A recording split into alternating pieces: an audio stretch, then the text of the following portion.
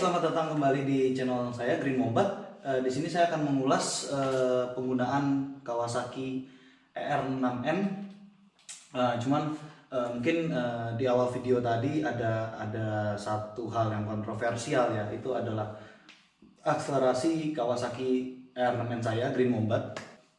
Cuma mau menunjukkan sebenarnya motor ini kapasitasnya seperti apa gitu. Jadi dibandingkan dengan yang sebelahnya gitu ya, yang 0 sampai 100-nya 10 detik, yang menurut saya cukup 11 detik itu menurut saya udah cukup cepat gitu ya buat motor zaman sekarang gitu. Jadi video ini tujuannya untuk berdiskusi, berdialektika gitu loh. Jadi meyakinkan masyarakat bahwa motor ini walaupun bisa dibeli oleh banyak orang gitu, maksudnya harganya tidak cukup tinggi gitu, bukan tidak cukup tinggi ya, maksudnya harganya tidak terlalu mahal gitu ya, cukup bersaing untuk kelas moge gitu ya. Dengan bekasnya itu hanya sekitar 70-an juta gitu udah dapat moge gitu. Tapi ya bukan berarti motor ini bisa dipakai seenaknya lah gitu. Jadi tetap harus menjadi user yang bertanggung jawab. Oke gitu. Jadi standarnya dari Kawasaki, kita masuk ke performa dulu aja ya, karena di sini orientasinya memang ke performance-nya dia seperti apa gitu ya. Mungkin dari Kawasaki standarnya itu 0 sampai 100 3,4 detik gitu loh. Kalau misalnya di video itu sedikit berbeda, ya karena memang ini bukan standarnya gitu ya. Ini bukan standarnya Kawasaki gitu. Sangat amat cepat ya buat motor segini, dengan top speednya juga 200 km/jam, dan itu clock by race logic gitu loh. Bukan GPS, bukan speedo ya, speedonya akurat sih gitu. Jadi ini motor sangat cepat sekali gitu ya menurut saya gitu loh. Dibandingkan dengan 250 cc ya jauh sekali gitu loh. Jadi butuh orang yang bertanggung jawab lah untuk membawa motor ini. Kemudian untuk bobot ya, bobotnya adalah 200 kilo lebih gitu ya, 200 total sama bensin. Kalau full tank itu berarti sekitar 227 ya, atau intinya masanya itu sekitar 23 kilo. Kemudian untuk stopping power dia cukup baik gitu ya. Itu dia pakai Tokiko, depan belakang Tokiko gitu ya. Cuman yang depan ini double disc, yang belakang single gitu ya, single disc gitu, dengan pistonnya 2, yang belakang yang depan nih berapa, yang depan nih kayaknya 22 ya, berarti 4 kanan kiri. 22 Pak. Aduh, panas. Jadi ya itulah pokoknya dengan stopping power yang cukup baik gitu ya. Cuma memang kalau untuk standar resikonya seperti di video sebelumnya, itu ada kemungkinan untuk loss kalau belinya non ABS gitu. Jadi overheat gitu. Jadi remnya overheat, kemudian cairannya itu overheat, kemudian karetnya itu melar dan memberi ruang gitu loh, sehingga kalau kita ngerem itu loss gitu, karena dia nggak terlalu mencet ke pistonnya gitu. Jadi itu salah satu yang harus diperhatikan saat bawa ER6N. Kalau bisa jangan kebut-kebutan gitu. Terlebih kalau misalnya dengan kecepatan segitu ya, bisa dikatakan kita buat dapat kecepatan 140 itu nggak pakai effort sama sekali gitu, bener-bener langsung bet gitu loh. Masuk gigi 3 RPM tinggi itu udah 140. Jadi dengan stopping power yang bisa dikatakan sedikit bermasalah saat overheat, sangat beresiko gitu. Makanya banyak sekali yang kecelakaan menggunakan motor ini gitu. Bukannya gue seneng ya, tapi maksudnya itulah powernya dari Kawasaki R6N. Powernya sendiri untuk standarnya Kawasaki itu 72 power second, atau sekitar 70,8 71 sampai 70,8 sampai 71 horsepower, dengan torsinya itu adalah 64 Nm gitu ya. Kalau misalnya mau dibandingkan dengan motor 250 cc sangat jauh sekali. Motor 250 cc itu 39 horsepower, 39 power second atau 38, sekian horsepower. Motor ini bisa dikatakan hampir 2 kali lipatnya gitu. Makanya catatan waktunya juga cukup jauh bedanya. Walaupun memang rasionya tidak didesain untuk top speed. Terus kemudian torsinya juga 64 Nm gitu loh. Jadi kalau yang bawa motor ini, walaupun kondisinya standar, gigi 1 itu kita buka itu udah bisa power wheelie gitu loh.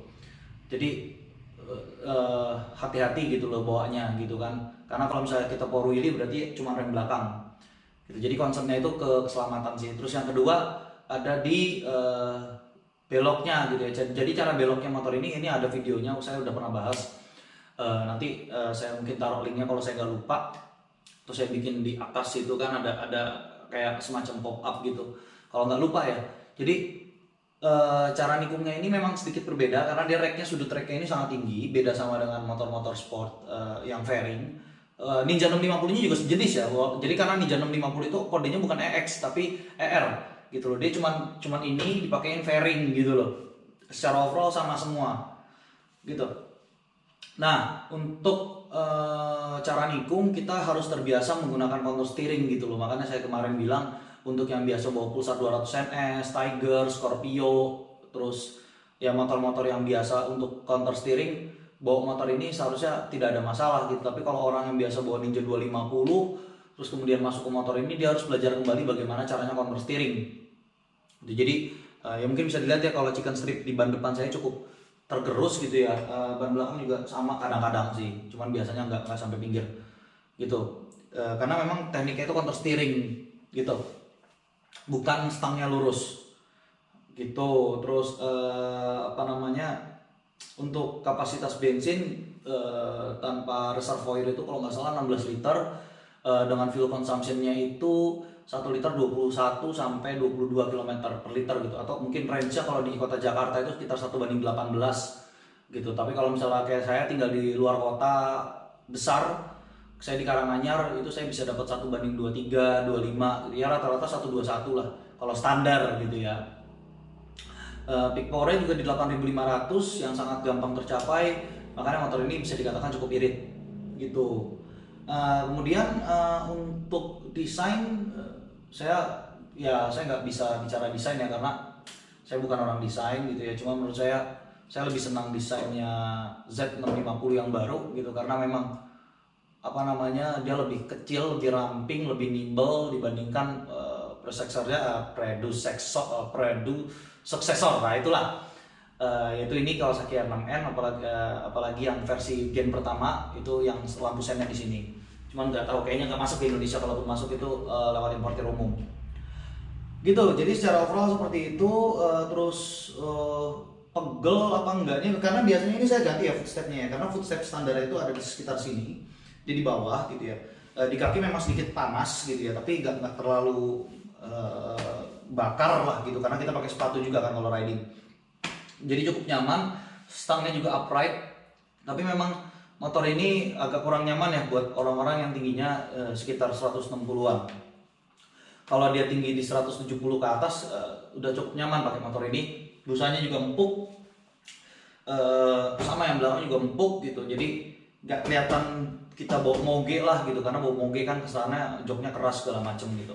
Dan untuk suspensi, travel suspensinya cukup panjang gitu, jadi makanya kalau misalnya kita belok atau gimana itu terus ada apa namanya, lubang atau gimana, dia naik turunnya cepet banget gitu, lama banget gitu loh, dan itu bikin ngayun gitu loh, feelingnya kayak saya bawa MX saya gitu. Jadi kalau pas belok itu kalau pakai suspensi yang full standar akan sangat berbahaya gitu, dan rawan sekali yang namanya tank slap itu saat saya nikung kemudian lurus, ban depan itu ngangkat karena saya berakselerasi, terus nyentuh aspal lagi dan dia goyang gitu. Itu udah saya sebutkan juga apa namanya, bagaimana cara mengatasinya gitu loh. Jadi banyak sekali apa ya, problem motor inilah gitu. Jadi kalau misalnya dinilai untuk performa pure mesin, bisa dikatakan 7 ya, 6 sampai 7 dari 10 untuk cc 650 cc, karena masih banyak lagi yang di atasnya ini performanya kayak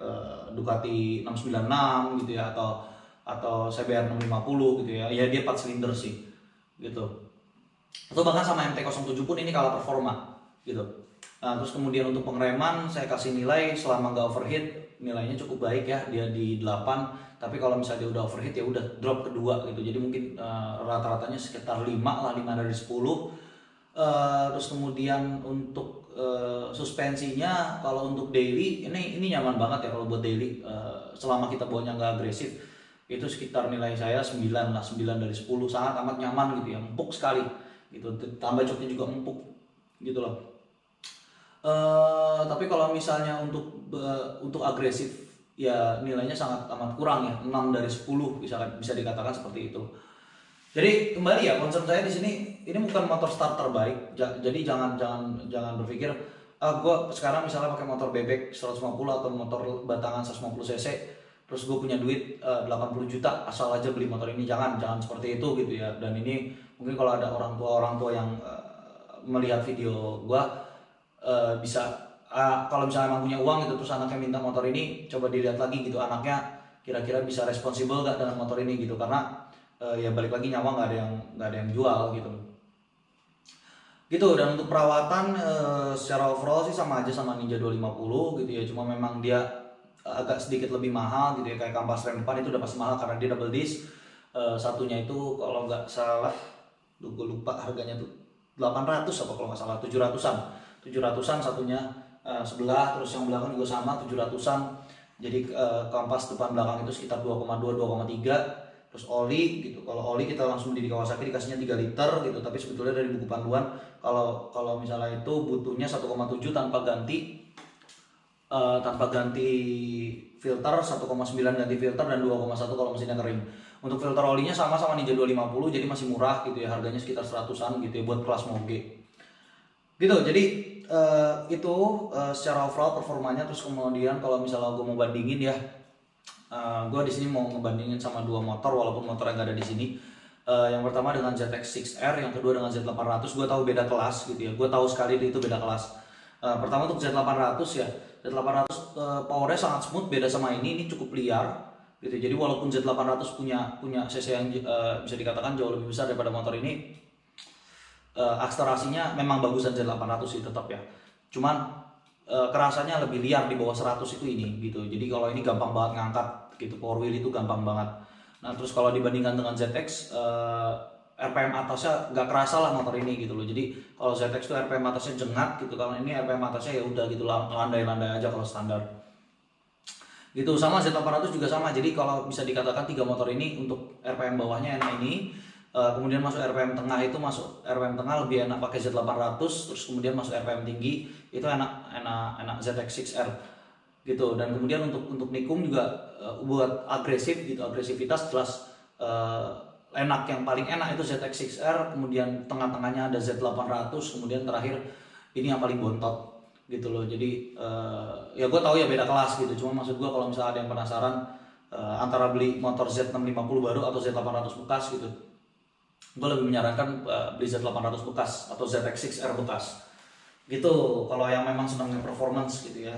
Terus untuk soal Z800 sama ZX6R juga mereka jauh di segi keselamatan gitu ya, mereka jauh mengungguli motor inilah gitu loh. Z800 sudah ada ABS-nya gitu, ini ada yang ABS ada yang non ABS, dan kalaupun ini ABS lebih bagus ABS-nya Z800 gitu loh, ataupun ZX6R gitu loh, lebih bagus ZX6R maksudnya untuk ABS-nya. Jadi video gue pendek aja, gue kembali mengingatkan, gue pakai motor ini udah sekitar 3 tahun. Trouble-nya nggak banyak sih, trouble motor ini ya. Trouble-nya yang paling umum itu adalah kipas radiator, tapi gue nggak pernah kena. Itu biasanya karena orang-orangnya jarang ngecek ownernya. Terus trouble lainnya gue belum pernah ngerasain namanya rem depan overheat, mungkin karena memang gue langsung ganti selang rem. Cuman kalau belakang itu beberapa kali memang gue ngerasain rem belakang gue overheat walaupun udah ganti selang rem. Gue belum ada niat sih buat upgrade lagi karena memang gue jarang banget bersikap agresif di jalan umum. Terus trouble lainnya paling di perawatan ya, kayak misalnya agak sulit gitu loh buat gue ngerawat motor ini sendiri karena butuh waktu yang cukup lama gitu. Kayak misalnya gue pengen buka busi aja, ganti busi, gue harus buka jok, buka tangki. Joknya berarti dari belakang ya, jok belakang, jok tengah, jok depan, terus tangki ini gue buka, terus ini juga gue kendorin, terus nanti di sini ada throttle body. Kalau mau enak buka dulu throttle bodinya gitu kan, segala macam gitu. Karena setelah dibawa tangki ini, di sini ada ECU, ada kabel-kabel bodinya semuanya di situ gitu, dan itu harus dibuka semua gitu. Jadi kabel-kabel body kayak kabel massa yang masuk ke regulatornya dari depan sini, itu harus dibuka dulu gitu kalau kita cuma pengen ganti busi.